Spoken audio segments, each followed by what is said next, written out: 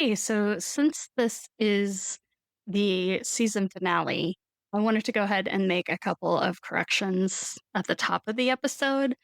So throughout the episode, Ryan refers to a character by the name of Bluto. The character's name is Berko. So if you hear Bluto, just think Berko.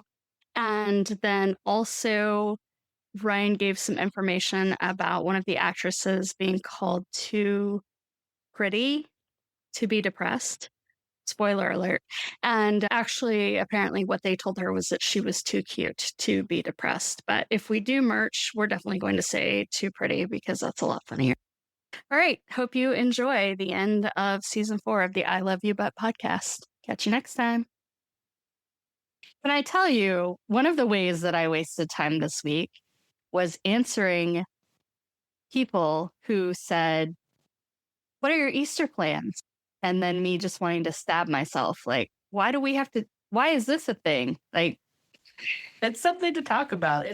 Instead of what are your weekend plans, you get to say, what are your Easter plans? It makes it more variety. makes me sound like a heathen who has no family because I'm like, no, Like Easter is for children. skip. I mean, I seriously thought about going up to Metzler's and like getting the smoked ham, but then it was like $55. And I was like, I mean, pig tastes good, but like 55 fucking dollars? Damn, dude.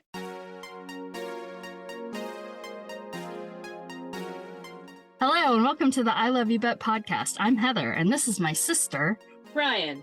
Each week, we will revisit relics of our childhoods using our multiple master's degrees to critically evaluate the crap that consumed our misspent youth. So join us, sisters, latchkey kids, cuspers, and lazy feminists as we look back at our past to say, I love you, but...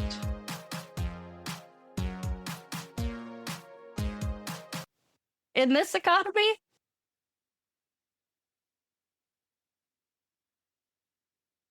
Well, a very brief way I wasted time was a student asked me what the appropriate age cutoff for getting an Easter basket was, because apparently their generation wants Easter baskets until they have children, or expects their parents to continue giving them an Easter basket until they themselves procreate. It was kind of cute when mom like started doing little Easter baskets for us again when we were in our 20s. Well, so I did tell her the story of when I was living with Jacob and Tommy, and they kept getting the care packages from their mothers. And so I complained about it to my mom, and how with Jacob, his mom would use popped popcorn in grocery bags for packing material. And I told her about that, but I guess I didn't give her enough direction. So I opened a shoebox that had loose popped popcorn and various Easter prezzies in it. And so everything had to have like popcorn shells and bits dusted off of it. Yeah, I don't know why that wasn't we all totally have ADHD moment for me, but no, not that. She's autistic. Like that is some autistic shit. Like she's both, but like, oh, popcorn, got it. I know, but she did. I mean, to her credit, she did give me that little yellow dancing chicken that I had for years and years and years until either a student or Elliot broke it. I think it was a student in one of my early years of my teaching, which was sad because that little chicken brought me so much joy. But you needed the Buddhist attitude towards the little dancing chicken. I mean, I didn't like a student did actually try to find a replacement, but it was like only in like a 2 set and they were like $30 or so. I mean, so that was really kind. I know. And then I kind of considered it for like half a minute and I was like, it's fine. So I ended up having a very Buddhist attitude. I feel like my version of a Buddhist attitude. Another way that I wasted time this week was thinking about why these problematic movies and TV shows that we watch aren't being canceled by this generation. You mean the one we watched last week? That what said that? Yeah. Yeah, it was really bugging me. And then I thought about it and I thought, no. They're being fed it in memes. These little sound bites. Mm-hmm. So there's no context, right? There's nothing long form. And I'll tell you from editing our podcast recently, anything can sound good in a soundbite. It's like, regardless of how garbage it is overall. It's like statistics. I guess. You can prove anything with statistics without Fair. context. Without context, everything is justifiable. Believable, yes. And so then that made me sad and hate social media a lot. And then the other big internal debate I've been having, because this is supposed to be like my big money time. Yeah. And so far, all of the agents that have responded to my query have been like, nothing. So then I'm like, hey, do I need to self-publish again? And then I'm like, do I have to go on TikTok? Like, I killed it. I was on it. And then I killed it because I found out that the billionaire who bought it, TikTok America, is like in Trump's pocket. I'm like, I want to be on this shit. And the new user agreement allows them to use any and everything that you put on there.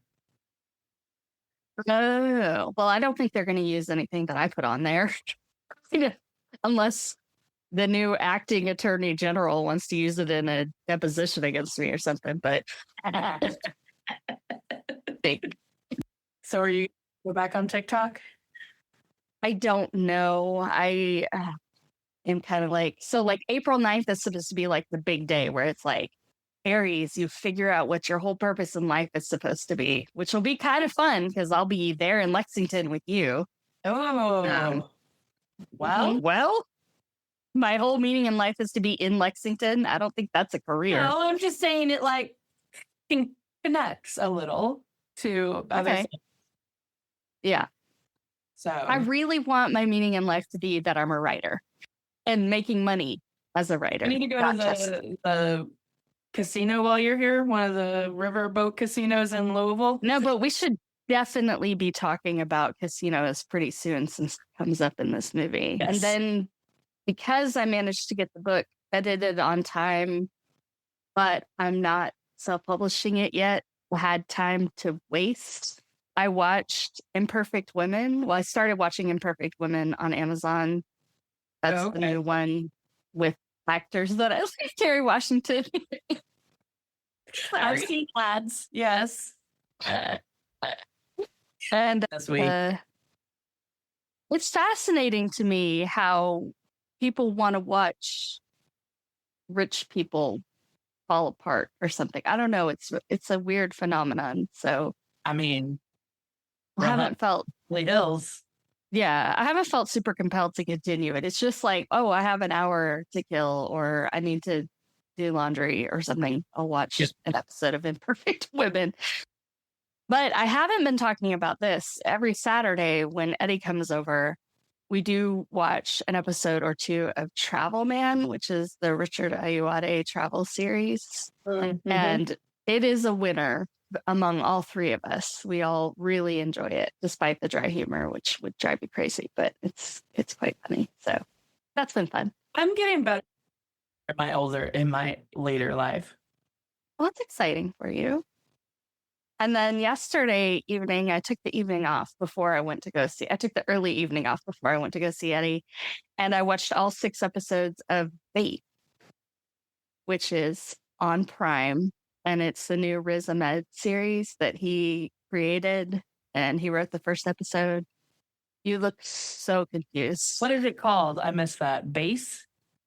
Bait, like roach bait, or take the bait, or it's Okay. not. That's okay. That has nothing to do with anything.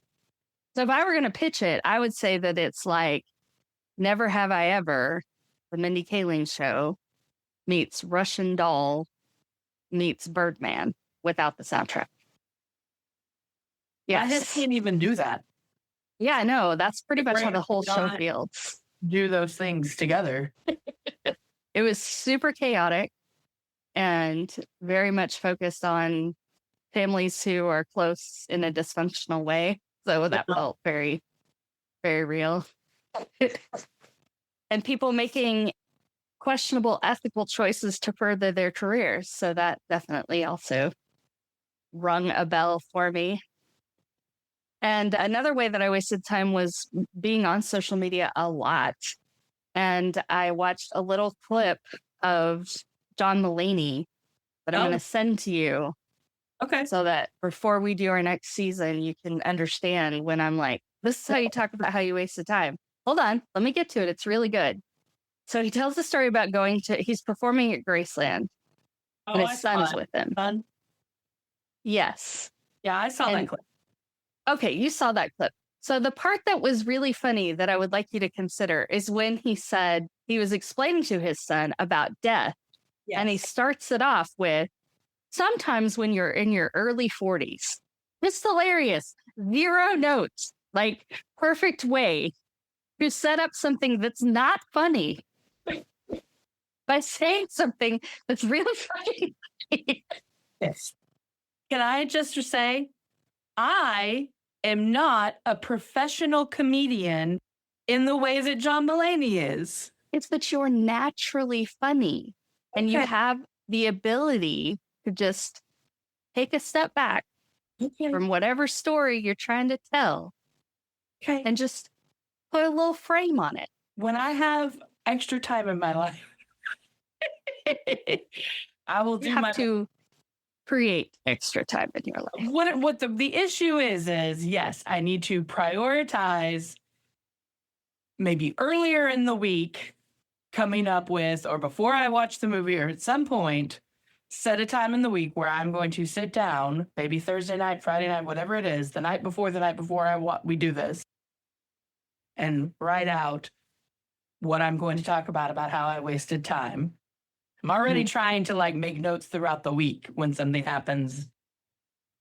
I will do my best to do that this is our last episode. So once we start our new season, which will be in the summer, and I'll have much more free time, especially the weeks when Elliot's in camp. So, you know what is a really good time to think about how to frame a joke?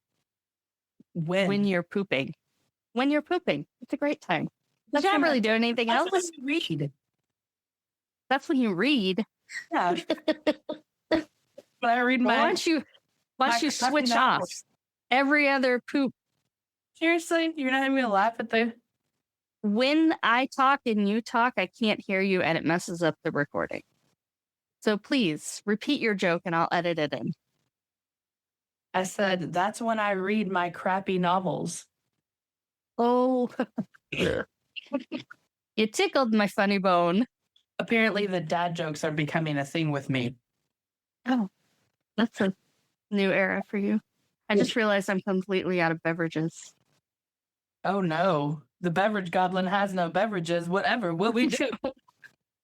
The beverage goblin might dehydrate and turn into pure salt. Would you like to hear how I wasted time this week, or do you need to pause and get a beverage?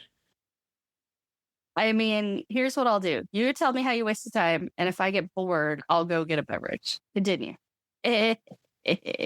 So, I deep cleaned the freezer despite a sink full of dishes, played amateur lawyer for possible murder. It was the week before break. I gave up on teaching and just let them watch movies all day. Argued the merit of Supreme Court decisions with people that didn't want to hear it. Worried about cricket and woke up to text that he was sleeping at Brad's. Wrote this here ditty because my sister's a bitch and I'm as petty as fuck. There's more ways I wasted time, but I didn't write down the end. This sounded a lot better when I practiced earlier. I wrote this morning. The end. Yay. I love it so much. Yep. And that's not the only ways. Those are just the ways that I could remember when I was writing that song after I woke up this morning. So, yes. No, at 6 a.m., I woke up and I'm like, I haven't seen cricket, and I couldn't remember if I let him out or not. So, of course, I'm like, he's dead under the bed.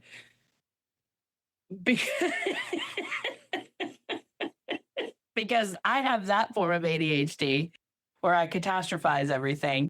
But also because, she's not really glass half empty as much as she is cat is dead under the bed. Yeah, glass is broken. The glass is broken and everyone's cut their feet stepping on it. And now we all have tetanus. from glass, which is not really possible, but please continue. It's mostly just with the cat. Like, it's all very centered on the cat. So I think that that's good, I guess, that it's like instead of like with Elliot or other things, like I think I have an air tag that I can bring you. You can just put it on his collar and then maybe it's fine. Because like I freak out and then I'm like, he's always fine, Ryan. And then I stop. But like last night he was like laying on me at one point and I was petting him and like he felt like there was like something going on with the rib. Cause like there was like a bump that didn't feel right. And then he like was like, don't touch me. So there was like some antithesis of like his broken rib stabbed his lung. I don't know. And he slowly suffocated and under the bed. I won't find him for a week because how often do I look under the bed? But no. But like these thoughts just happen, but like they don't freak me out. Like they just like I've just accepted them and I just go and then I stop and then I let it go. Instead of just being like, oh no, like let my brain do what it needs to do and then go on with my life. Because it's all like literally like a half a second of thought. So anyways, like at 6, I woke up and I had to pee and then I'm like outside calling out and then I'm like, well, what time is it? And I have text messages from my neighbor. I can't show you them with pictures.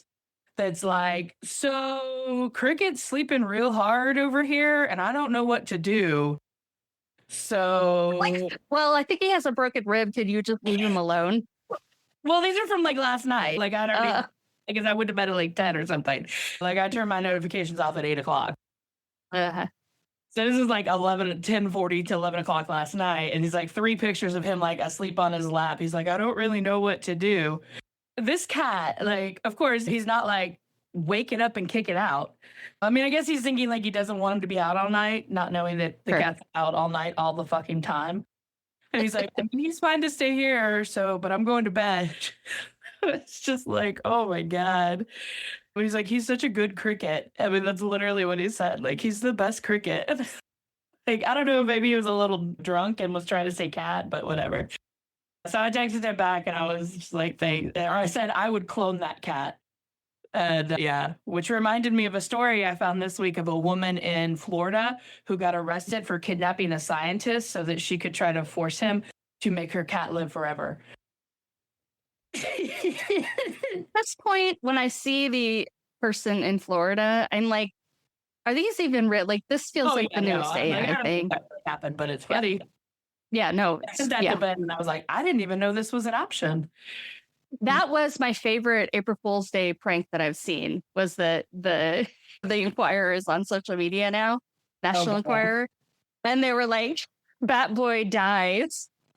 They ran his obituary on April Fool's Day. Wait, was it and then the World News or the Inquirer? Because the Weekly World News. The Weekly World News. That, I immediately went, man, I wish the Weekly World News would come back online. Oh, it is, yeah. That's been part of my jam this year. Has been the Weekly World News is online. Sorry, I put that back on, and then maybe like add that once a week to my current events conversations with my students or something. Like, it's so good.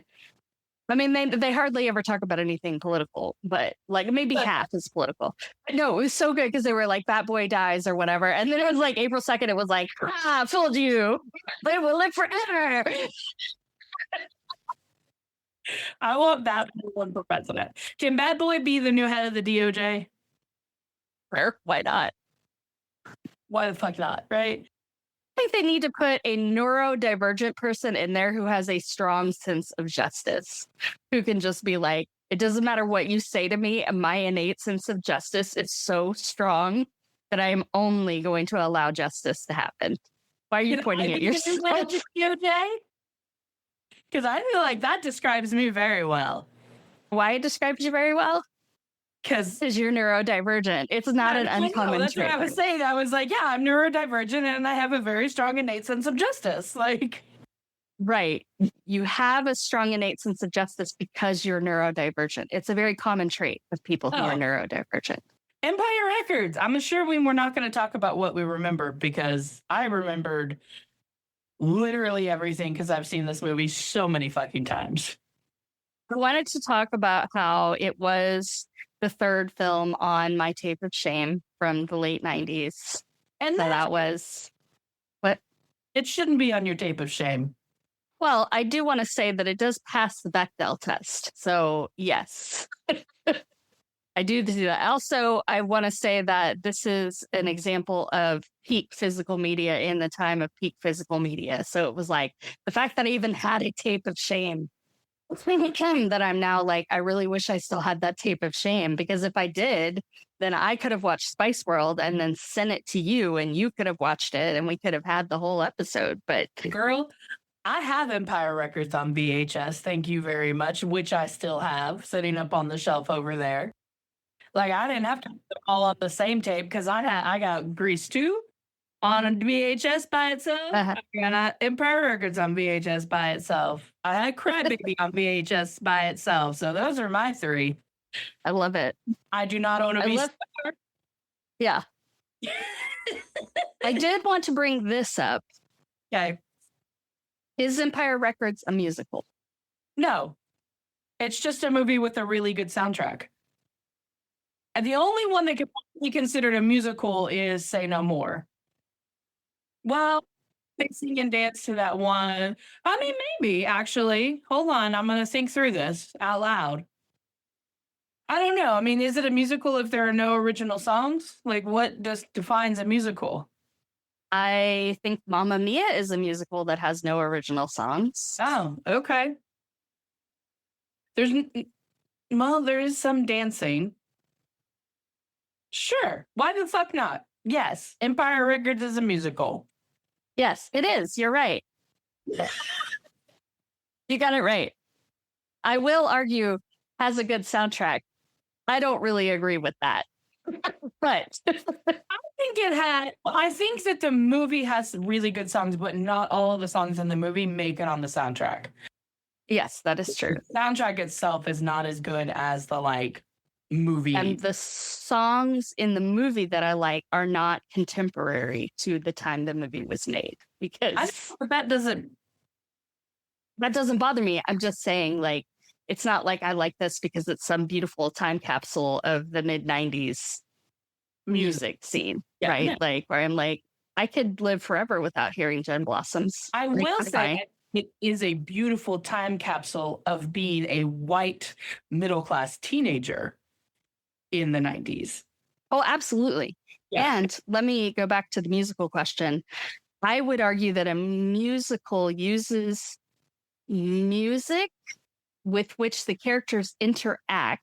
So it can't just be a soundtrack, right? Like the characters, and it can't just be like, I'm listening to this sad song. Like they have to have some kind of interactivity, whether they're singing, dancing, lip syncing, something like that. Mm-hmm. It has to happen more than once, right? Yeah. So you can't just have like the Fall Guy or even Project Hail Mary, where you have these beautiful karaoke moments. Like those are great, but that's not a musical. That's like not a musical movie. Right. And those musical moments have to both express emotion and aid the plot, move the plot forward. Yeah. I was hoping you were going to say drive the plot. Because if it just expresses emotion, I mean, technically that's what all music should be doing. So. All right. Yeah, I agree. It's a musical. It's a musical primed for social media because it's just short. It's never the whole fucking song. And thank God, because again, don't really like these songs. And you look at Grease too, which I think is a great thing to talk about when you talk about Empire Records, because you do have a crossover with our lovely actor playing Rex Manning. Oh, Maxwell Caufield. Oh, yes. Back and better than ever. And but okay. As bad as he ever was. How about that? There we go. There we go. Not as beautiful as he was in the first blush of youth. But then again, so are we all. What? Can we play a Kill, Marry, Fuck? Yeah, let's do it. Okay. Maxwell Caufield in Grease 2. Maxwell Caufield in Empire Records. Maxwell Caufield in the stripper Santa movie that came out on Netflix last year. I didn't watch that. Can we change that to Maxwell Caufield in real life right now? I mean, it's the same thing, but okay. I think. last year. So I don't know if you've seen him, but yeah. So because he old now. That's what happens to people when they don't die. They get old. Okay. Sometimes in your 40s, you don't In die. your, You just get old. in your early 40s. It's so good. Like 40s is not, it's the specificity. Sometimes in your Yes, I early know. 40s. You go to the bathroom and die. He's Yeah, I so see it. funny. Okay, sorry. Yes. This is not a John Mulaney fan podcast, I but it know. might I'm as just saying. His fucking whole well job be. is to do that. And He apparently raises he's his, parent now. he takes care of I- his children. I feel like he has help, but maybe not. I don't know. Maybe he doesn't. Maybe they do it all themselves. I think they all have help. And he lives with his mother-in-law lives with them. So Oh, well, there you go. Okay, Nobody so knows. Kill, Marry, Fuck. Grease 2, Maxwell Caufield. Empire Records, Maxwell Caufield. Stripper Santa, Maxwell Caufield. I mean, it's like you kind of want to kill, marry, and fuck all of them. I'm sorry, Kill Empire Records, Maxwell Caufield. Oh, is that right? Okay. What that guy? Yeah. Continue. You still got marry and fuck. I think marry Grease too, just because I can look at him all the time, and that would be the best. Like, and especially if he has the British accent, which I know wasn't real, but still, he did a pretty good job. He's from England. Okay, so yeah, even more so. Well, he doesn't have a British accent in anything else he does. How am I supposed to know that? The other 2 movies he's been in. And more than that. That's so rude. Yeah, so I'll fuck old guy. I'll fuck old Maxwell and marry Grease too. I stand by my answer unless I have to change it. All 3? You're going to do it with all 3? You're going to marry them all, fuck, kill them all? I mean, I guess if you marry them all, then you are essentially probably going to fuck them all. Then you're going to go to jail and be like, Chicago. And Yeah. a lot of the creative women that I admire in my life before me ended up remarrying the same guy. So then I'd have that going for me in my biography. Marry, divorce, marry him again. 20 years, divorce, marry him again. 20 years. All right. Well, that was fun.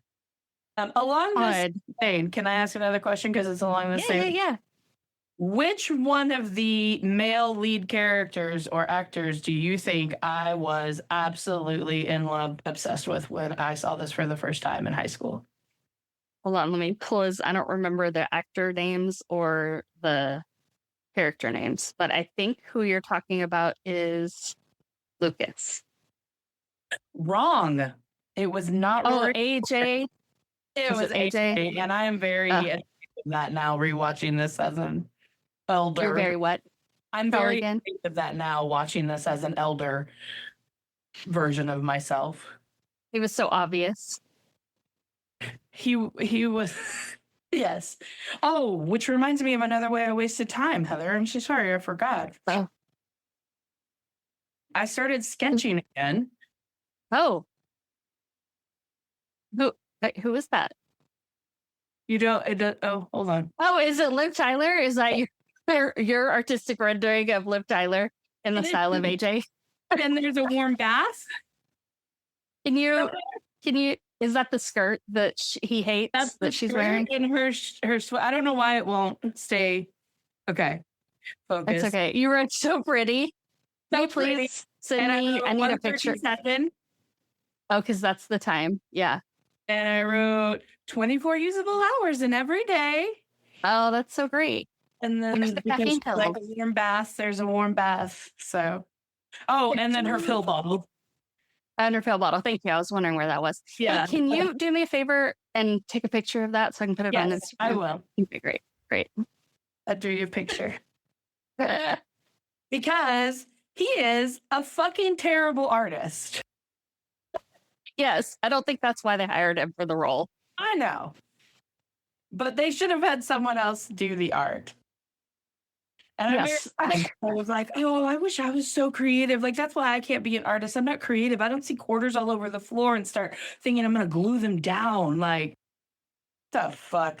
What in the MTV House of Styles bullshit was art in the 90s? Like, get the Except that one, his shoulders carrying that sweater is definitely like something to talk about. oh yeah, Like, no, like him as a physical human being, I have Yeah. no regrets. No regrets there at all. And two, yesterday when I took Eddie to get his haircut and his beard trim, he looked down at like the little hairs that were at the bottom of the barbershop chair and was like, "Can we put these here?" And then like gestured at his chest. So when you talk about artists seeing things and then wanting to glue them somewhere, it does happen because our uncle is an artist. Do you remember mocking our cousin for wearing a midriff sweater? Trisha? No, but we're bitches, so I'm not surprised if we did.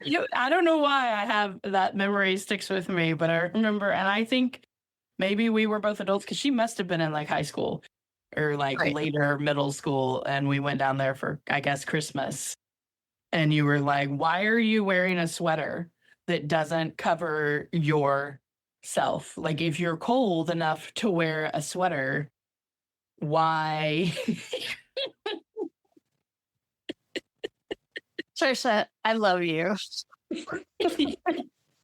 No shade. Thank you for listening, especially when I'm Hopefully you don't reminded. remember that bit of body shaming or fashion shaming or whatever we want to call it. But I would just call it logic questioning.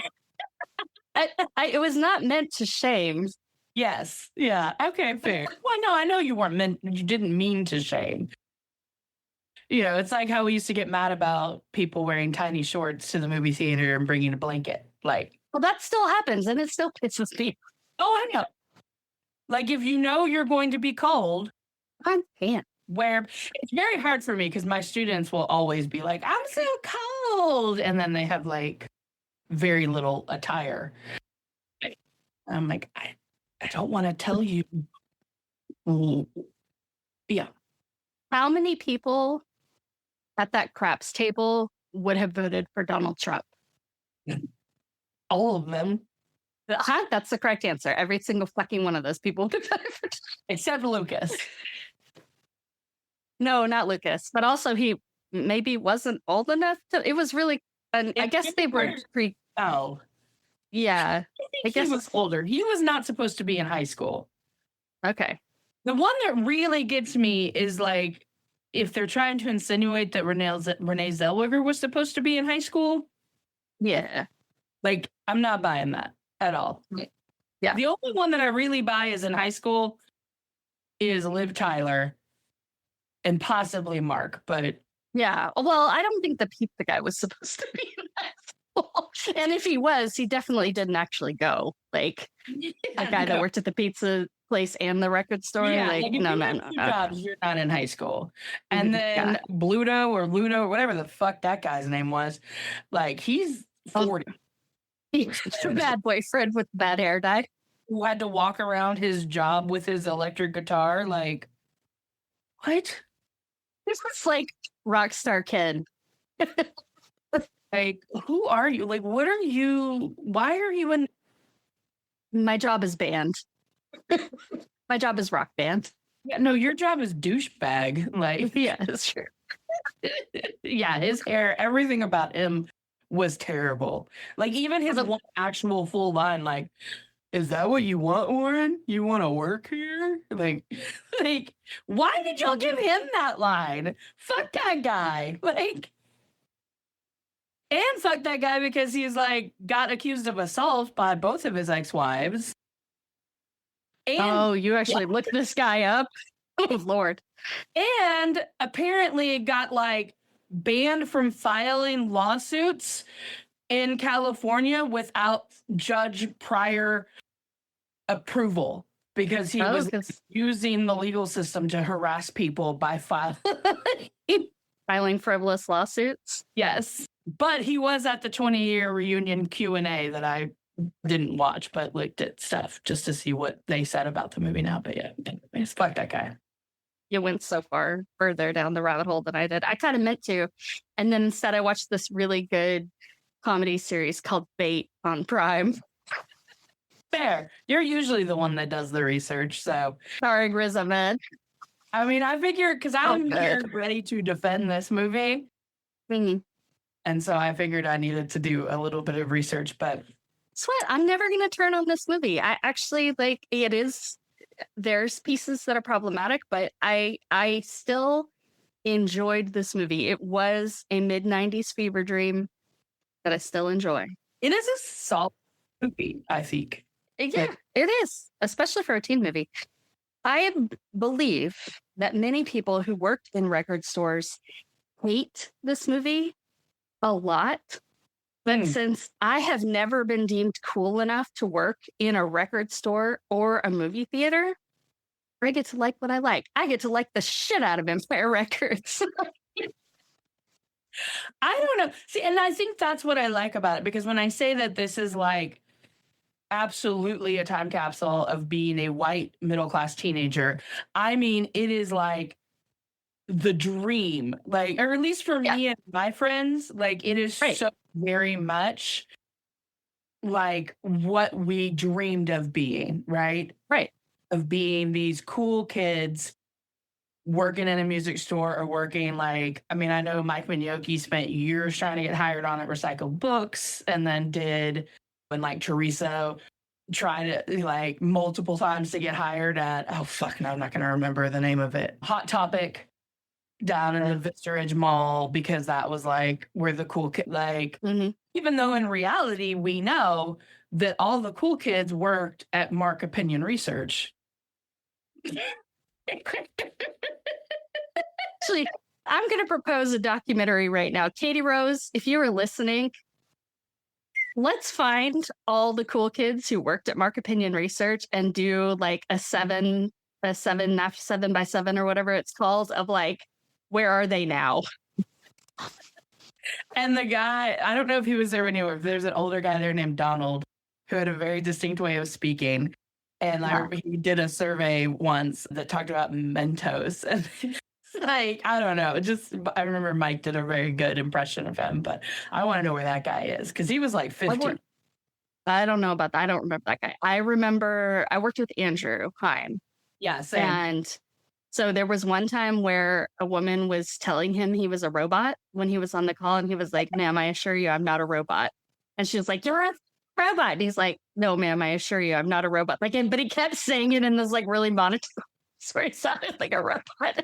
And like we all paused our calls to like, it was before the time. Really interesting. And then there was another time when Andrew was trying to explain what a fax was. But somehow the way that he was describing it, it was like the micro machine in Willy Wonka and the Chocolate Factory, where the fax was the actual item. So like if you faxed a pencil, it would bring a pencil. Like it was the facsimile was actually the object, like 3D printing faxing or something. It was really like teleportation. Like really into this idea. And at this time I had already had a job where I faxed, and I was like, that's not how it works at all. The dream of being paid to spend time with people you enjoy. Yes. Not actually in a place that you enjoy. Sometimes working is fine. And your boss is cool and not a fucking dickhead. Like, yeah, it's pretty great. Like, where work is so good, you show up before your shift starts because you just want to go see your work friends. Like, man, what a life. The problem with Mark is that only lasted for a very short amount of time. Because I remember when I quit, I like woke up on a Saturday and I had to go to work, and like I was like bawling because I didn't want to go. Like I was just bawling, and to mom, and mom was like, then don't fucking go. Mom was like, go or quit. I don't care, but stop crying about it. Like she was prime menopause. Like she was like, no, not at all. Like nothing like what teenagers today are getting from their parents, where they're like, well, do you want me to call them and tell them you want to quit? Like that would be what would happen today. Right. not from her, but still, it was like, okay. I worked there for 2 months. I remember every single shift because I hated it so much. I had so much anxiety. I cried the entire way home one day on day one, not one day, day one. I cried the whole way home, but I managed to make it for 2 whole months. I lasted 6 months. My friend Brent made it through half a day of training. Yeah, I always quit jobs and got fired all the time. That kind of sucked. Brent came and did half of the first day of training, or maybe he made it through training and then left after, like, didn't come back on his first day or something. But it was very. Brent had a lot of jobs in high school. He was, yeah. Yep. But I mean, I don't know. And I would say too, like, I just had this idea, and I don't know if you agree, but I feel like this movie is the Breakfast Club for my generation. Yeah, but it's better because they mostly, I mean, there is a little bit of drama and that kind of thing. Yeah. But for the most part, they're choosing to be there. So it's not, but in the sense that it all takes place in a condensed period of time in mostly one location. And they're very different personalities. Because, like, they aren't all friends. Like, right. But there's none of that. Like, there isn't a fucking jock there. No, there's not a jock there, thankfully. So it was a rainbow of weirdos. Like, the woman who wrote it wrote every single character is based on someone she worked with at Tower Records. Oh, wow. Okay. So she worked at Tower Records in Plano and then moved out to LA and worked at, like, Tower Video or something, or vice versa. So she worked at Tower Records and Tower Video. And apparently every single character in the movie is based off of someone she worked with. Right. So, and apparently Tobey Maguire was in this movie. Had as a different character, I think. There's not a lot of information, but he was in this movie. There were scenes with him in it. And then at some point in filming, he asked to be released from his contract and to have all of his scenes deleted. And then he went to rehab for a drinking problem. Oh, Toby. I know. Like, how old was he in 1990? He was young. Oh. I was like, what were you? He was like a kid actor, right? Yeah, he was a kid actor. Like, not like a prolific, but I think he definitely was in some stuff as a kid. So, but yeah, so I'm like, who was he? Like, what character didn't get? Maybe he was Bluto, and then they brought in. Oh, by the way, that actor's name is Coyote. I don't know if you saw that. Yeah, I did see that. Yes, I definitely saw that. I'm glad that we are now in a space where we can talk about Lucas using a word like neurodivergent. Yes. I was going to say Lucas is autistic, right? Yeah. Although they do say, like, he's being particularly something that day. Like, they make a note, like, what's with you today? What's with today?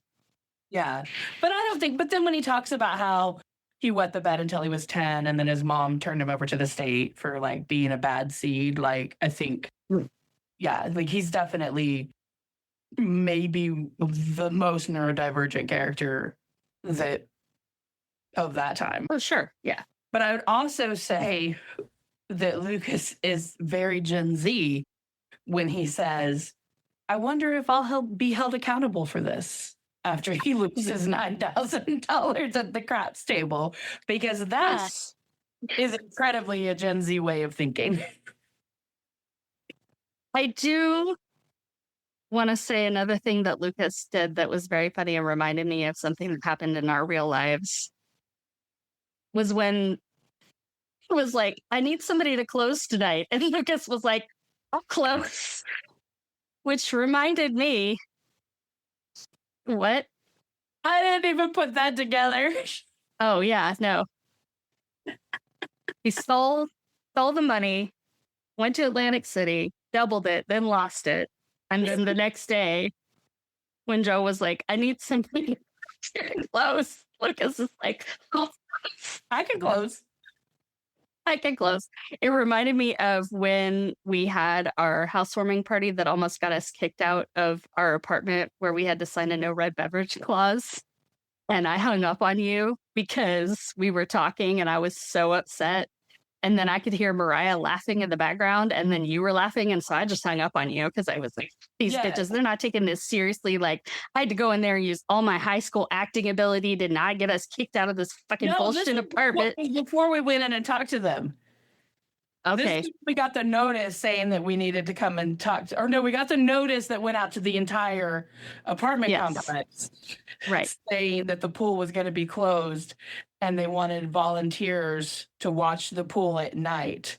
And Yes. you were yelling at me. And I don't think we'd gone in and talked to them yet and like hung our heads in shame and got the whole, when they told me who it was, I couldn't believe that it was you two girls.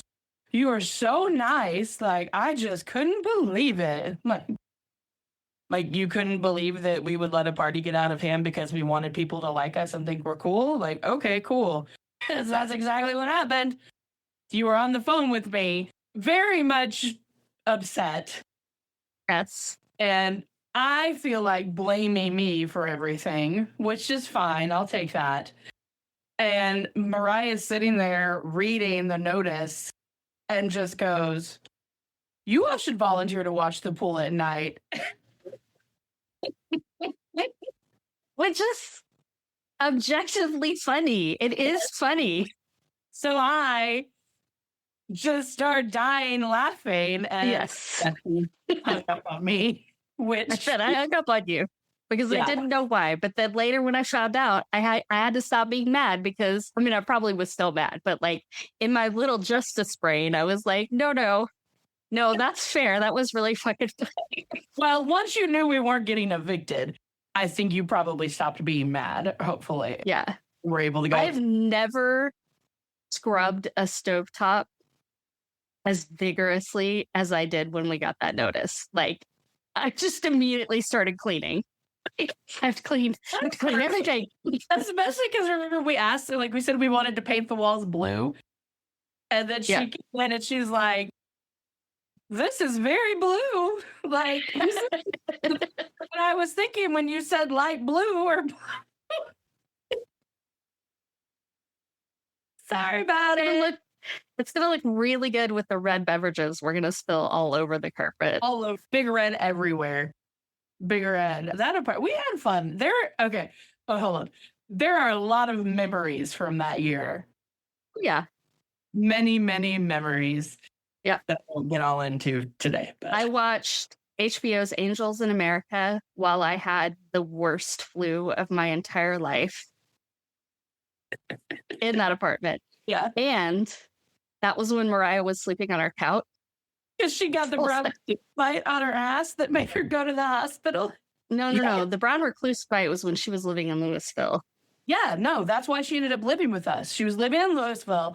She got the second recluse bite, got a staph infection in the recluse bite in her ass, ended up in the hospital, so wouldn't go back to her apartment because she didn't want to get bitten by another spider. And so she lived in our apartment for like the last 2 months of her lease or whatever on our futon. And we went to random dance parties. Yes. It was fun. I'm just going to say it. That was a fun year. We were in our early 20s and it was kind of fun. And but also Mariah one day was like, I can't remember if it was when I had the flu. I was home for some reason during the day and she was there. And then she was like, how much does it cost to fly to England? And at the time, this is a true number. I said, I don't know, about $500. And she goes, why are we sitting here? Let's go to England. She had her money tree. Because that is the kind of ADHD that Mariah is. Yeah. Oh, yeah. Like the day we all went to Shreveport. And that's a whole other one. I know. We're not going down there. But anyways, yes. No, that was fucking funny. For all her faults. She really funny. Mm-hmm. I don't think we would hang out with someone who was just full. Not by choice. Not by choice.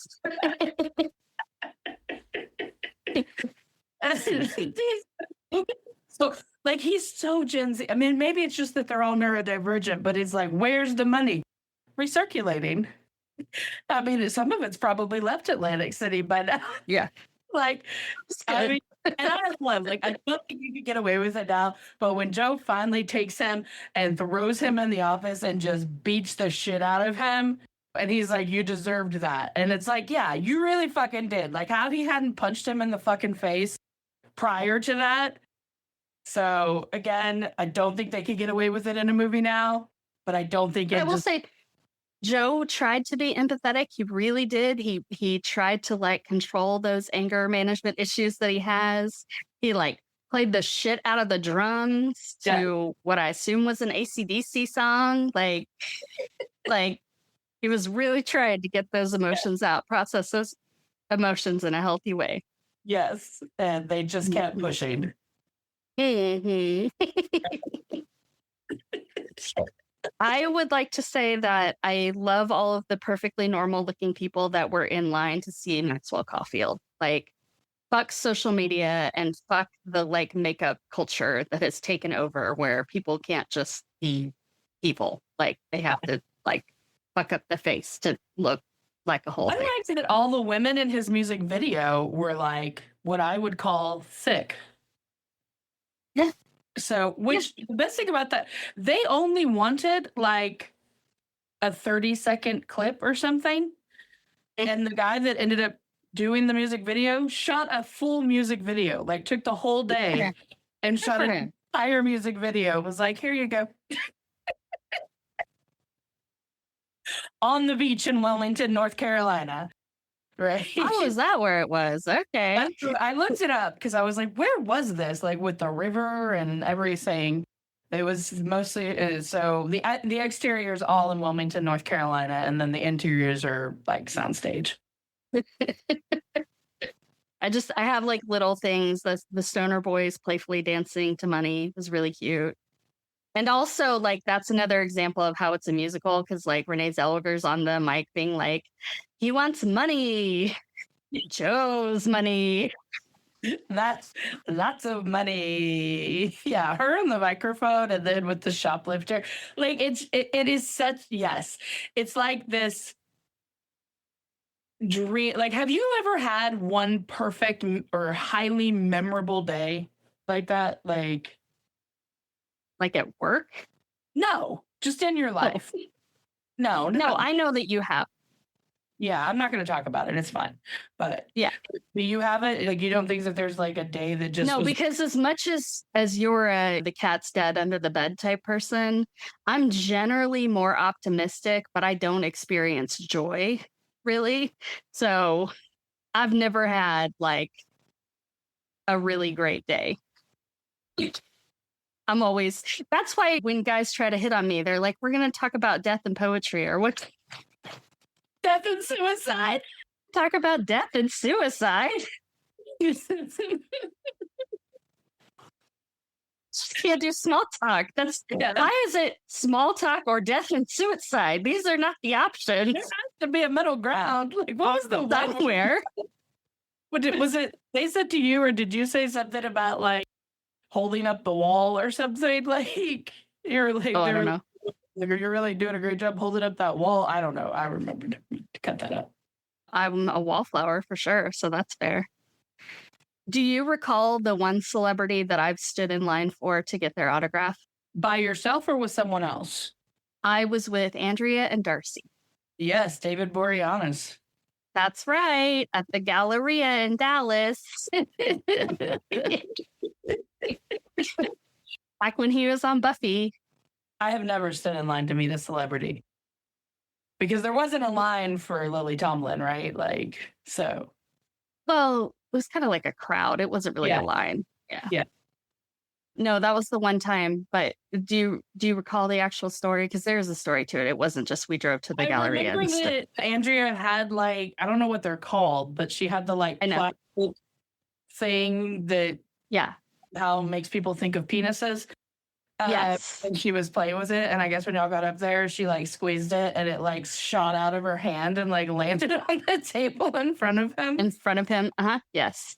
And we got that because we got there super early. Like we were like, oh, it's David. It's like Angel. Like everybody's going to be here to get his autograph or whatever. And no, like it was like a bunch of like young teenage girls and their mothers, and then us. And then we were like, well, let's go kill some time. So we went to like, I don't know, like a kid's store somehow. We found a kid's store, but it was like an educational kid's store. And so we go in and they were handing out crayons and Teletubby coloring pages. I remember that. Yeah. And so we went back and sat in line, and Andrea had the flubber penis thing. And so we're all coloring our Teletubbies. Now, I've never seen Teletubbies, but you know that if I'm going to color something, I'm mostly going to color in the lines and it's going to look normal and all that kind of stuff. Andrea literally colored her Teletubbies like a fucking psychopath. And she wouldn't go first. So I had to go first. So I go up there, and it's like you can either have him sign something you have or he can sign his own photo. But you can't have two things signed, right? Yeah. And so I like put the Teletubbies piece in front of him because I'm like, here's my art I just created. And who wants it? Like, I know what you look like. I don't need a photo. And he like looks down, he looks at me. He's like, Teletubbies? I loved it. My kid loves Teletubbies. Like, he was so excited to see Teletubbies. So that's another thing. You delight other people.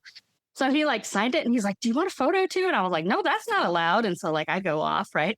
Next comes Andrea. She drops the penis thing in front of him and then puts down her Teletubbies. And he looks at it and he looks at her and he looks at me. She's like, can I have a photo too? And he's like, oh, I'm not allowed. And she's like, you don't have to sign it. And he like looks at his agent or his publicist or whoever. And he like just signs both to like hurry Andrea along. And then Darcy. It was so good because the night before we had gone to the Black Eyed Pea. And we told our waitress we were going to drive to. You're so sad that we can't go to the Black Eyed Pea anymore. A sad face. There's still one in Arlington. We can go. I know. Continue. All right. And so the night before, the waitress had been like, "Oh my god, I love Buffy. Like, oh my god, that's so cool." And like, I don't care about stuff. So I went back the next day and I found her and I was like, "Hey, here." And she was like, "What?" And I was like, "You said you love Buffy. Here's his signature. It's like, have this thing." She was like, "But you stood in line." I was like, "I was going to stand in line anyway. I don't care." It's like, as much as I loved Buffy and as obsessed with it as I was, I don't know that I never stood in line to meet anybody. When Patricia and Kelly lived together in an apartment and they like bought this cheap ass furniture from somewhere, and like one of the chairs like broke and like the wooden leg of the chair split in half. And so they put fake signatures from all of the characters and cast of Buffy and gave it to me because it looked like a steak. Oh, that's awesome. Which is like so much better than getting real people's signatures. I wish I still had it. I don't, but I kept it for a long time. Yeah. That would be a piece to keep for sure. Yes. So it was much better than getting an actual signature from a famous person. So is there anyone that you would stand in line now to meet? Oh, there was a really briefly when I lived in Kentucky, one of the social media apps or something created like a dating app, and it was like it only asked like 3 questions, and then one of them was like you know, musical act you would go see or whatever. And even then, like 14 years ago, it was like Snow Patrol in my living room. Like I not be bothered. Just All American Rejects did that recently, where they started just having house parties. They started playing at people's houses. So I don't think Snow Patrol's ever going to play in your living room, though. What?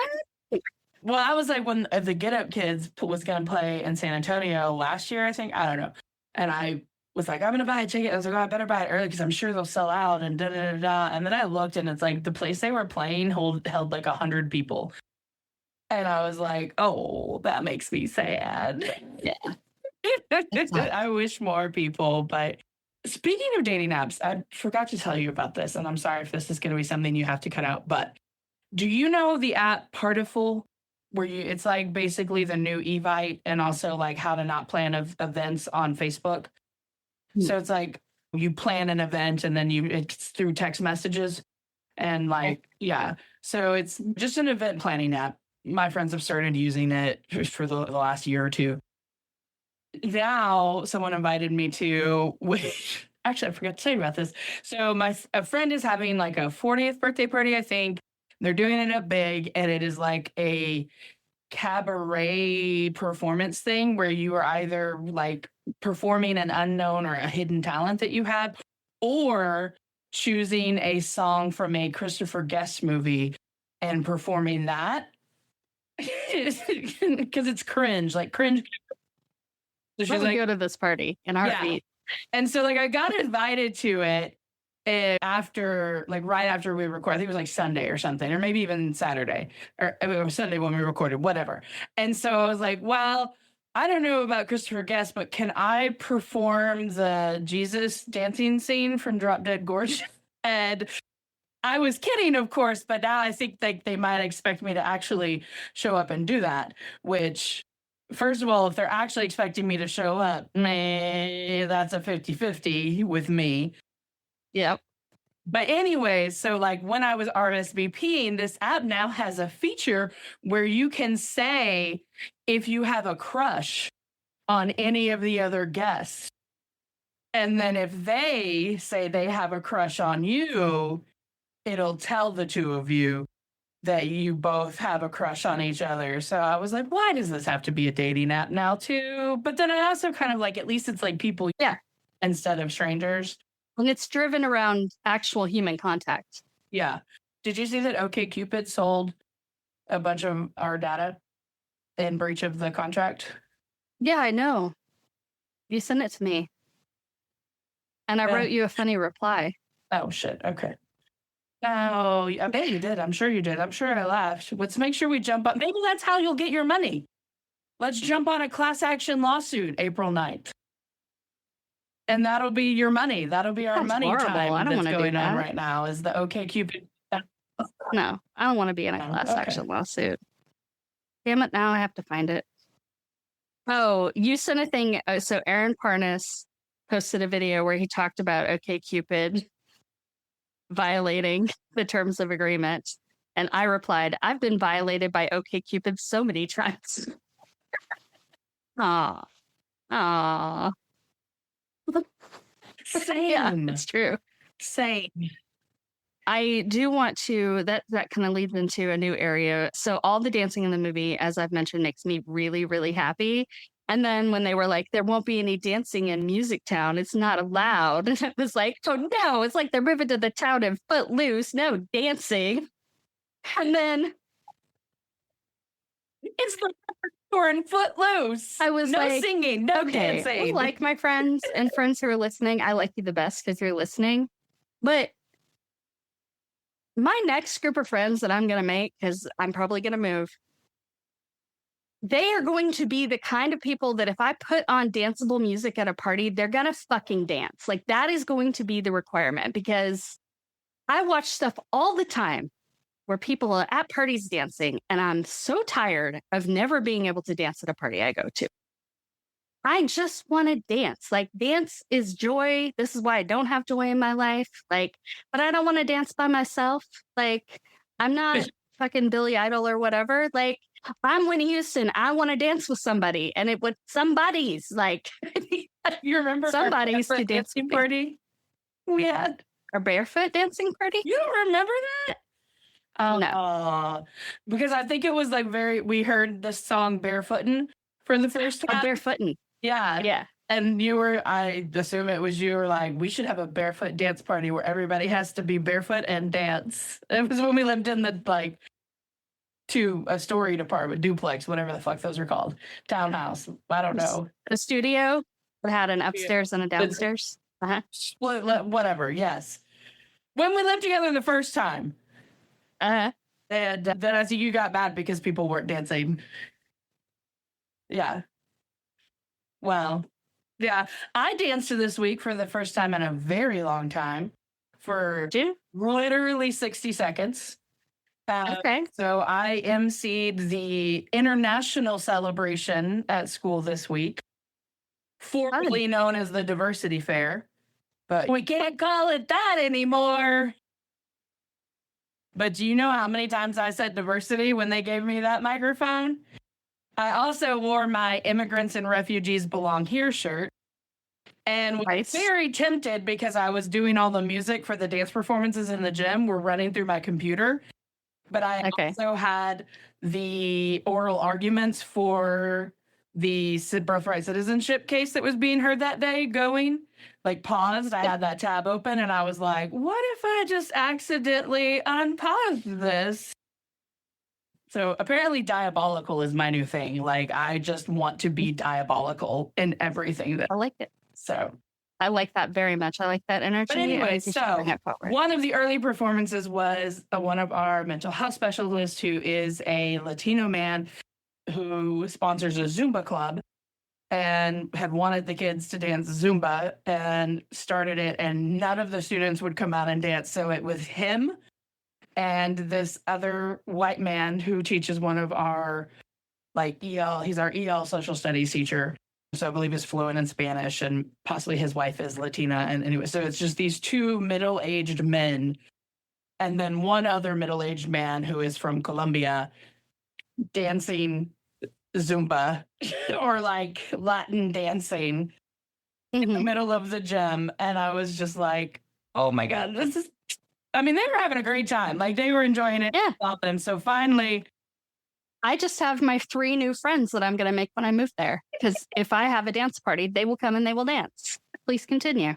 I promise that most of the people, if I go to the Cringe Cabaret, are probably people who would dance at a dance party. No cap. Anyways, so yes, on the second song, I was kind of started to feel it. So I walked out there and kind of shuffled my feet and did a little bit of a cha-cha kind of thing for about a minute. Nice. And then was like, and I'm done. It's enough of that. But that was a good time. Like I love the diversity fair that we have at our school every year because fucking international celebration. But so yes, the dancing in this movie is very fun. Like when they do the If You Want Blood, I love that. Yeah. When they're dancing to the money, what is Eddie and Mark and I will say the scene where they're dancing. What is it? The one where they dance where she like pulls AJ's shirt off, but then it's back on, and then it's off again, and then it's back on again, and then they're kind of making out with each other. Like that was just like I get the point. Like right, trying to make her jealous or whatever, or act like he doesn't have feelings that are hurt, but that's just weird. But I also during that scene, so at the end of that, so they're all dancing and having fun.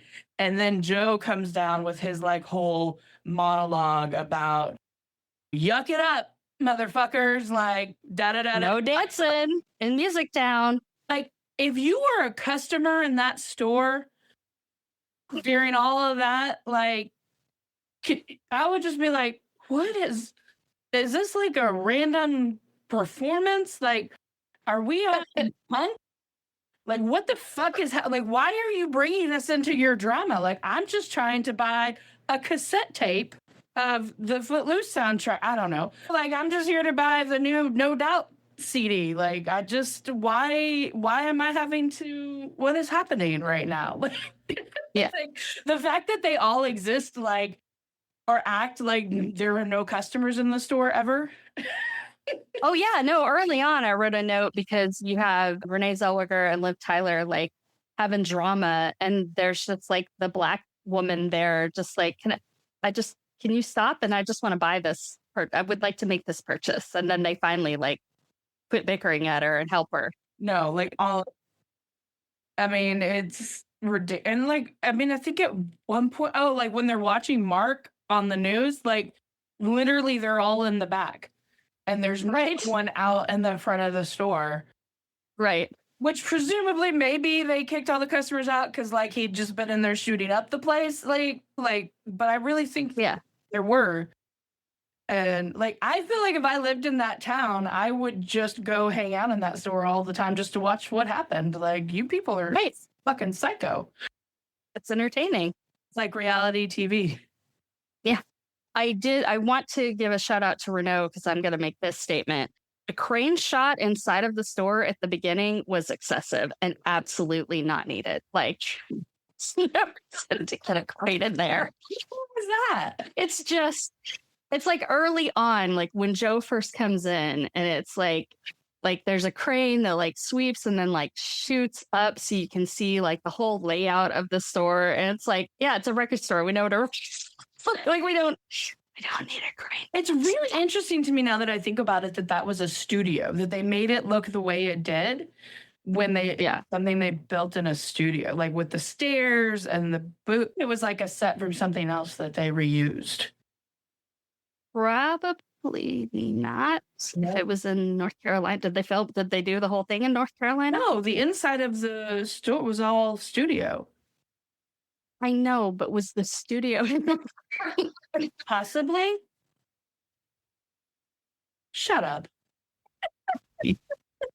I would like to go back to trying to find new friends. And I would like to say that also this week, I've been thinking about the dating apps. Look, I'm getting from my sister right now, ladies and gentlemen. And I was thinking, like, okay, if I'm going to get back on these, I'm going to be very specific in what I need. Like, what I would like to find in a partner, all the things that I don't do well that I need someone else to, like, make up the gap, right? So, like, I need someone who doesn't panic when things go wrong, right? Somebody who can, like, stay calm and cool when things get a little messed up. Mm-hmm. I need someone who has an innate cardinal sense of direction. Because most of the time when I panic, it's because I'm lost. And it really, really, really freaks me out. You don't have... And then I realized that... What? You don't have a good sense of direction? I don't have a good sense of direction. Quit trying to make fun of me.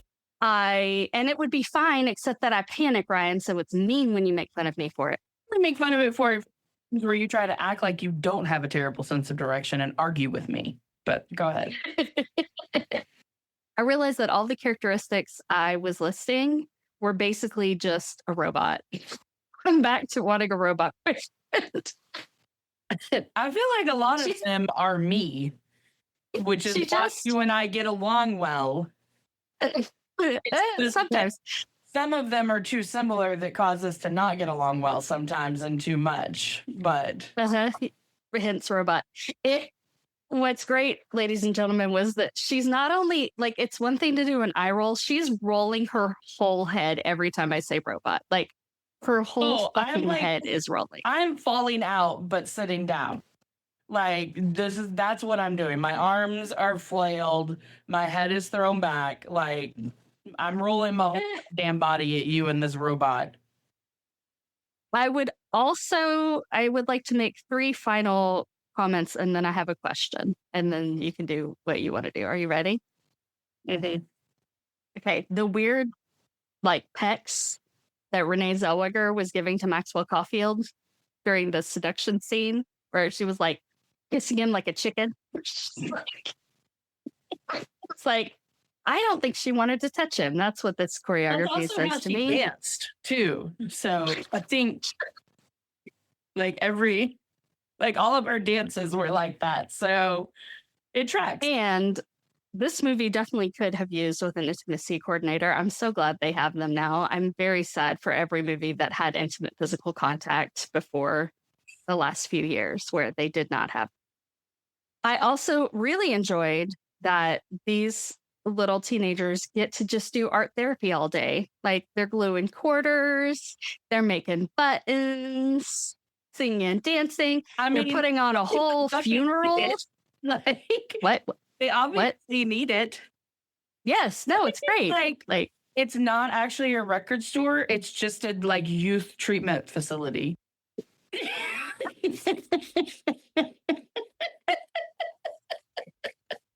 It's great. It's like literally like they're all earning enough to live their teenage life, but like they're not working that hard. Like they're just it's so idealistic. And there are no Black, brown, or queer people in sight. No, there are not. That is probably my biggest complaint about this movie. We'll skip to my question. Have you seen The Craft? Yes, I saw it in the theater. I remember did? we used to call it the crap. Is that the end of that question? Is there any follow-up? Yeah, I've never seen it. I was like, where is that girl from? The bald girl. And Yeah. then it was like, she's in the craft. And I was like, yeah, that's the one. It just never, for some reason, You've never spoke to me. Yeah. It's because she had hair in the craft. So No. I mean, she looked familiar, but I mean, I've seen like lots of little clips and memes of the craft over the years. And I didn't know if now, like in my mid to late 40s, if now that I'm getting kind of witchy, like, do I need to like go back and watch the craft? Like, not unless we do a season on like witchy, like we're not doing a season on witchy. Season of the witch. I heard a real life celebrity story that I think you'll like very much. Are you ready? Okay, go ahead. Okay. So Eddie's friend Jay used to make the kind of money where he would like go backstage to like meet musicians. And so far, every story he's told me, and maybe he only remembers the mean ones, they were like all assholes. But he went to go see Stevie Nicks backstage, like trying to talk to her while she was going on stage. And he said something, and she just slapped him across the face. And it's not funny that Jay got slapped in the face. What's funny is how much you hate Stevie Nicks and all things Fleetwood Mac. I don't hate Stevie Nicks as a person. I do not enjoy Fleetwood Mac as a band or her singing style. Okay? That is like that would be like saying I hate Thom Yorke. I don't hate Thom Yorke. I recognize that these people have talent and that they are talented artists. They create great art that other people enjoy. I just don't enjoy it. Now, is part of the reason I don't enjoy it is because I'm a fucking curmudgeon, naysaying asshole, and everybody loves it so much that I'm just like, I'm against it. Huh? Probably. But I recognize that and know that. And the fact that every single time I tell someone that I don't like Fleetwood Mac or Stevie Nicks, they go, you don't like Fleetwood Mac or Stevie Nicks? Like, only makes it worse. Like, if people, that's a fair opinion. And then there was that guy that like got the ocean spray like money because I think it was during COVID and like his car broke down and he like basically like hitched the ride on the back of a truck and then did a video of himself and then put a Fleetwood Mac song over it or a Stevie Nicks song over it. And Ocean Spray was like, oh, like they didn't give him a car or anything. Like they were like, thank you. Here's a lifetime supply of Ocean Spray or some shit. Well, at least we never get a urinary tract infection.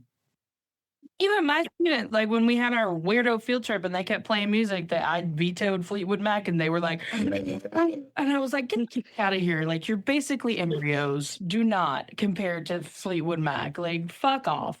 And then like my coworker's like, I don't know if we can be friends anymore. And I'm like, well, I don't really fucking like you that much anyways. So not be friends over that? Like that's I mean, she was joking, but still it was like, I'm like, I mean, a deal breaker is like people who don't put their grocery carts away. That's a deal breaker for me. Or like, I don't know, Trump supporters.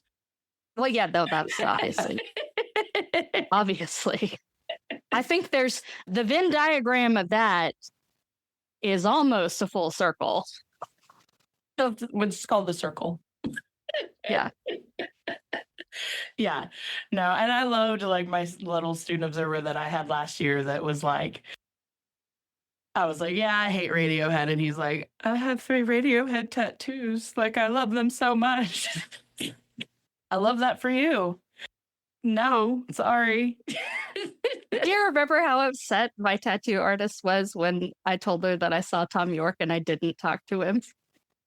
I tried to block out 85% of what she said because 15%. You two were the exact same kind of ADHD, and it was like a competition for trying to be funnier and like so much chaotic energy. It was and then competition. It was not a competition because competition would be like game recognizing game, and it was not. It was game recognizing need to feel superior. And I just was. It's a good tattoo, though. Oh, she's an amazing tattoo artist. Fuck yeah, like amazing tattoo artist. What else she got? So she shaved her head because they thought she was too pretty to be depressed. The studio What was that? said she's too pretty to be depressed. And and the reason she was so pretty was because the studio literally said they wanted good-looking people cast. That was like all they cared about, which I think they achieved other than Bluto or Coyote or whatever the fuck that is. So bad at him. And Eddie. I would really like a shirt that says I'm too pretty to be depressed. That's like our version of too blessed to be stressed.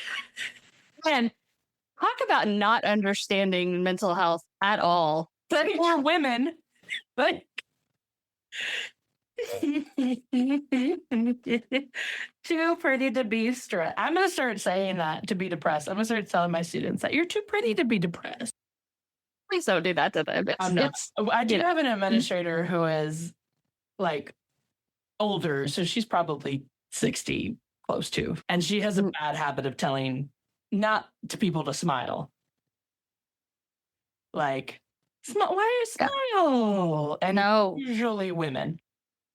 Yeah. Adults and students. And I mean, she admits she knows she isn't supposed to do it, but so I'm like, that's something, I guess. But yeah, so they told Robin, I can't remember her last name, but I do know that's her first name, that the studio was, and so she said, well, what if I shave my head? And so it was her idea. And so they did it live with. But you could tell. Yeah, no, I know. Which makes me sick because then, like, in the scene, I was like, why did she pack all that shit up just to do it at work? Right? Right. Which, I mean, obviously, I think that it is supposed to be she's trying to get attention because she feels very something. Alone, sad, ignored, invisible, whatever. So, but I'm like, you packed up a whole ass razor. Also, why do you own a whole ass razor? Like, did you go buy that last night so that you could then take it to work? And like these fucking like grandma's crafting shears that she used to have, those metal shears, like not even scissors, like fucking shears. Like you have a whole ass like buzzer clippers, but you don't have like professional hair clippers. Uh-huh. And then also like, if have you ever had your hair cut very short or like? Yeah, I did. Like, I don't know about other people, but after I get a short haircut, like I immediately want to go take a shower. And that's when I have like the cape on. Like I still feel like there's fucking little fucking hairs all over me. So the fact that she like did all that and then without anything protecting her from the hairs that were going, and then she just like went about on her fucking day, I don't buy that. Like that's probably the most unrealistic thing about the entire movie for me. I will say that it's another sign of neurodivergence when that kind of stuff really, really, really, really bothers you. Like Jason and I one time were at Tony and Guy getting somebody's haircut. And Jason was like, "Do you imagine if you just had like little hairs all over your hands all day?" I'm like, "No, I can't."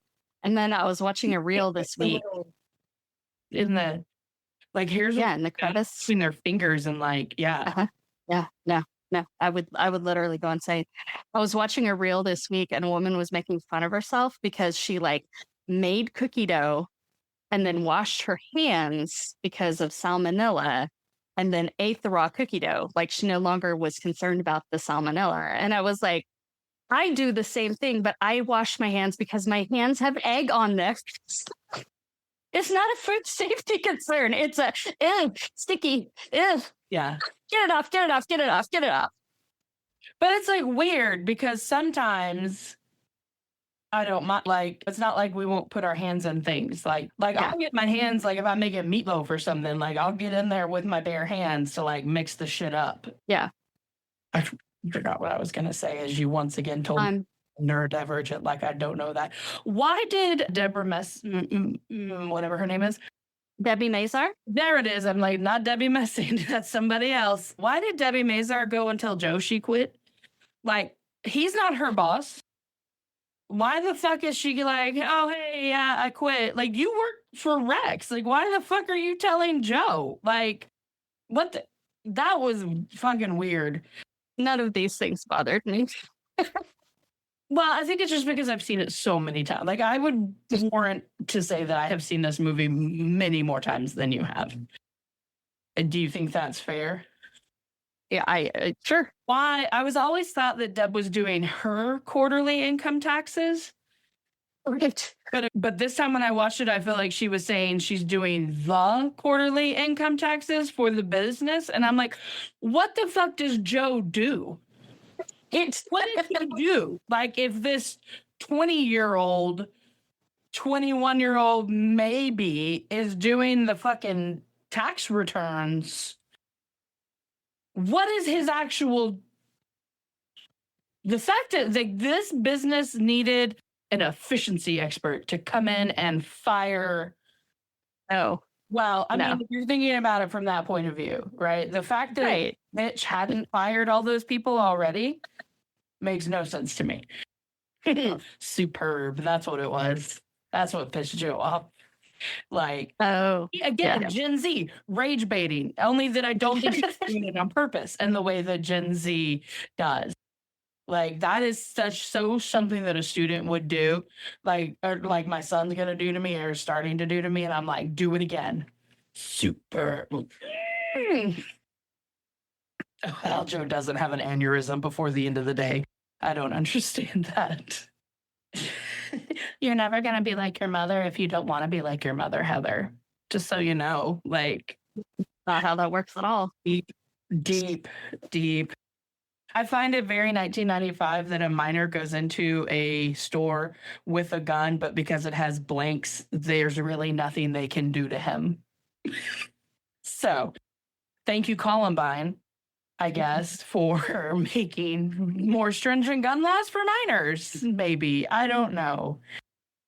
Oh, and then when Lucas said he hated money, I was like, I hate money too. I was thinking that, like, this maybe should have been the bridge between capitalism into the 90s fever dream. But also, I'm glad that this is, like, end of the season. This is a good one to end on with Happy Rex Manning Day, which I have to shout out Allie Moses, because for many years ago, when we only had Facebook and not all the other social media, one year she randomly sent me, or maybe she sent me something in the mail. I can't remember, but she is the one singular person who has multiple times throughout my life wished me a happy Rex Manning Day on Rex Manning Day, when I could not have told you before today what day of the year Rex Manning Day was, despite loving this movie. I was very sad that this movie was a box office flop. That it was a $10 million budget, and they made $304,000 in the box office. Now, I didn't do a whole lot, but it did seem like criticism was they didn't wide release it. Right? They just kind of like did small. So they only did a small release, and then when it didn't do well, they never wide released it. So it is now considered, like, I never would have thought of it as a cult classic until this, but I guess because it flopped, but now people love it. Yeah. And the critics didn't like it. Like it really got no good reviews. Apparently it's like what did they want? Exactly.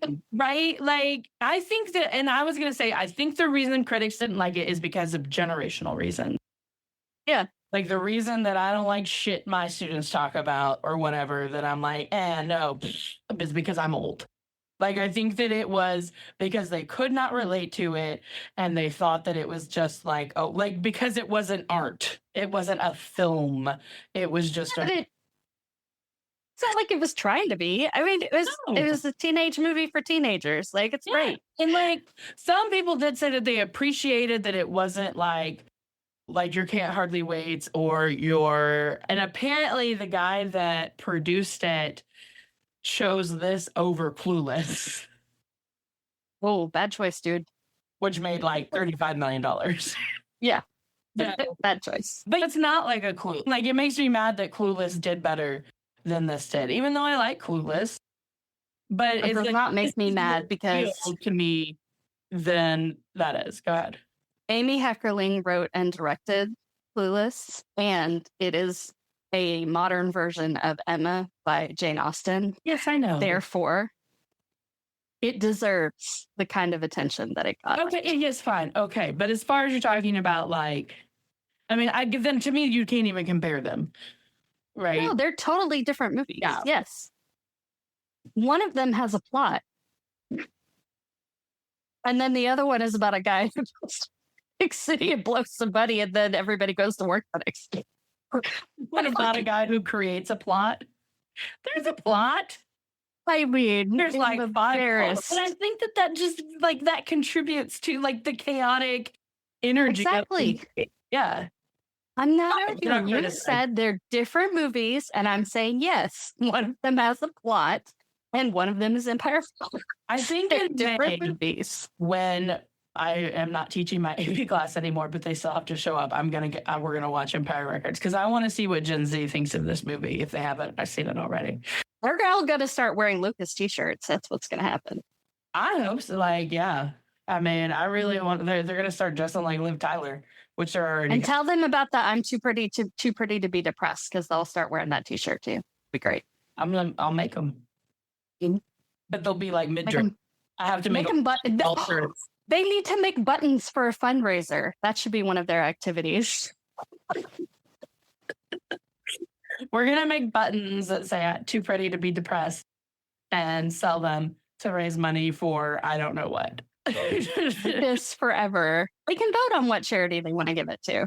There we go. Yeah. Let them have some agency. They love that shit. Cool. Then we'll get a band. And that's the thing is like, I don't think like they don't have bands anymore. Like I fucking hate social media. Like they don't do anything. These kids, they don't do anything. And I'm not saying we were. They do makeup and nails. They don't do things together. Correct. And that makes me sad. And I don't think that this is just an I'm old rant. And like, I don't like it because it's different. Like, I think that there's something genuinely lacking and that they don't, like, we did shit together, right? Like, yeah. I mean, people have. Well, and I mean, especially in high school, because we didn't drink, like, we created stuff. Like, we went out and did stuff. Like, because even arguably, I don't know that my friends did that, but I mean, they at least had bands. Like, I mean, most everyone I know was in a band, like a garage band. And in my time teaching in the last 7 years, I've known of one garage band. And they're all musicians, right? Like, we have an amazing music program. So, I mean, maybe they just don't tell me about it. Like, admittedly, I don't know about their entire lives, and I don't want to.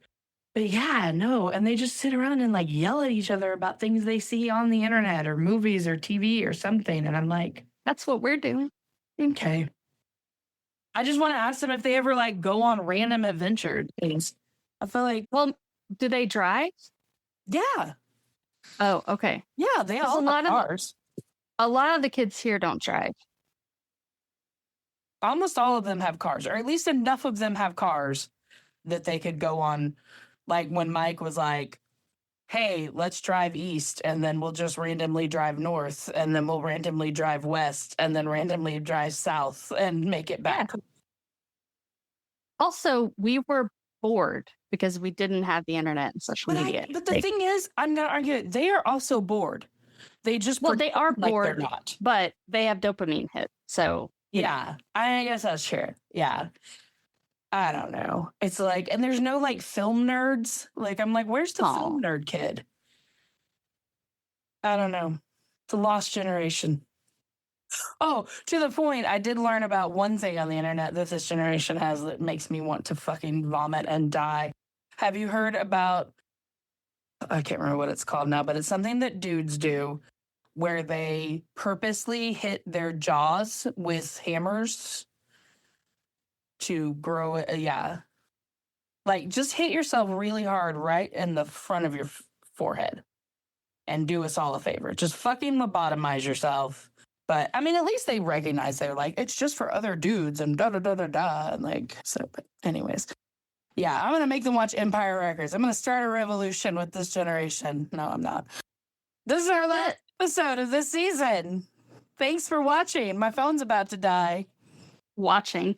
That's it for this season of the I Love You But podcast. Thank you so much for listening.